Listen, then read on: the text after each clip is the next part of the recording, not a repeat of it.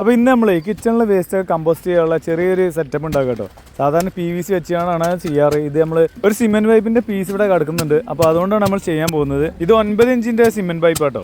ആദ്യം നമ്മൾ ഇതിന്റെ എല്ലാ ഭാഗത്തും ഹോളുകൾ ഇങ്ങനെ ചെയ്ത് കൊടുക്കും കേട്ടോ. ഹോൾ ചെയ്ത് കൊടുക്കുന്ന കാര്യം ഉദ്ദേശം വേറെയാണ്.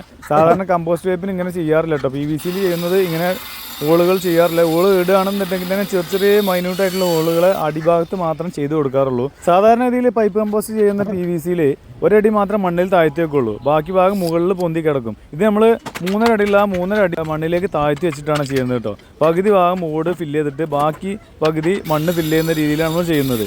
അപ്പോൾ ഇതിൻ്റെ അവസാന സ്റ്റെപ്പ് എന്ന് പറഞ്ഞാൽ 2 അടപ്പുകൾ വേണം, 2 കവറിങ്. അതായത് ഇതിനകത്തൊന്നും ഇതിന് പുറമെ വെള്ളത്തിൻ്റെ അംശം അകത്തേക്ക് കയറാതിരിക്കാനുള്ള ഒരു ടോപ്പും വേണം.